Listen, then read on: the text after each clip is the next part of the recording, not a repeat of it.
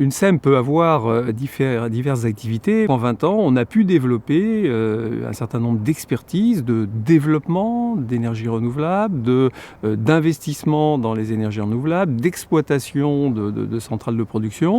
L'ouverture au financement citoyen, à la gouvernance citoyenne, c'est quelque chose qui est un peu dans l'ADN d'une société d'économie mixte, puisqu'elle est déjà l'émanation de collectivités. Donc c'est une structure qui est de la sphère publique, qui par définition est engagé dans le développement du territoire et avec un objectif de retombée économique sur le territoire. Les blocages qu'on identifie aujourd'hui, on est sur plutôt des blocages généraux sur un certain nombre d'énergies renouvelables, par exemple sur l'éolien. Bien évidemment, le fait d'avoir une démarche citoyenne en amont, c'est quelque chose qui permet le plus tôt possible de désamorcer autant que possible, de concerter, de travailler avec les opposants pour arriver à converger sur un projet qui sera le plus en appropriation locale. Il n'y a pas de citoyens directement actionnaires dans la SEM. Le fait d'ouvrir le capital de sociétés de projet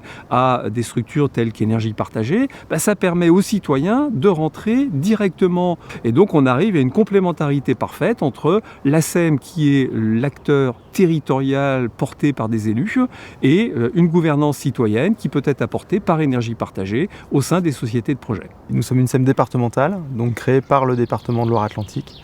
Alors elle aide avant tout à travers de l'investissement, c'est-à-dire elle apporte de l'ingénierie financière, elle aide à compléter les fonds propres des différents projets ENR citoyens et à apporter une certaine garantie, une certaine stabilité financière au projet. Notre SEM a pour objectif de développer les énergies renouvelables dans des projets publics et citoyens. Et l'aide qu'on apporte est basée sur de l'ingénierie et de la transparence des coûts et de la méthode de développement. Le plus gros frein au projet, c'est comment il a été lancé, quelle méthode a été choisie pour le développer, quel accord on trouve entre tous les partenaires au final pour investir, pour construire, pour exploiter dans la durée. Comment le projet est ancré dans le territoire, c'est vraiment le point clé. Puis il est indispensable que le territoire, les citoyens, les collectivités, les SEM puissent avoir à minima 40% et même plus de 50% dans l'investissement de ces projets. Notre rôle aussi, c'est de montrer ce qui est possible de faire et de ne pas laisser forcément la place au privé.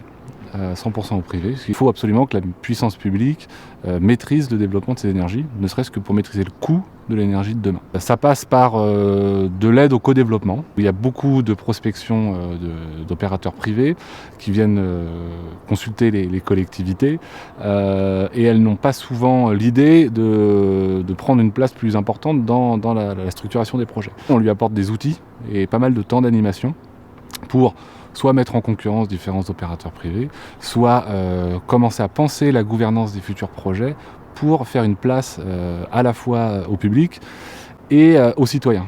Un message aux collectivités qui souhaitent s'engager dans le développement des ENR, aux élus qui ont cette vision et qui ont cette volonté de s'engager, les élus disposent aujourd'hui de tous les outils pour pouvoir s'impliquer.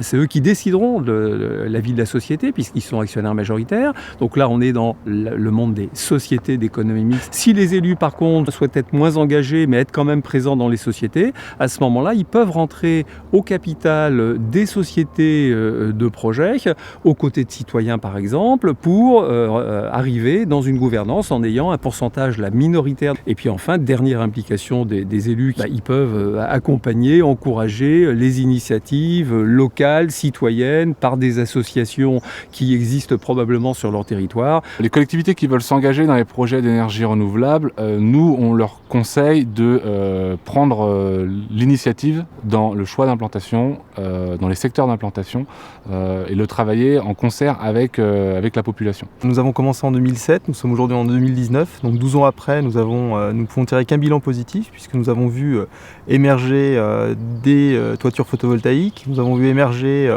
différents mâts éoliens et également unités de méthanisation. Donc on peut considérer aujourd'hui que c'est une vraie concrétude de nos actions et que le risque qui a été pris en 2007 a apporté ses fruits. Donc nous ne pouvons qu'encourager à la création d'autres outils comme le nôtre au développement territorial des ENR.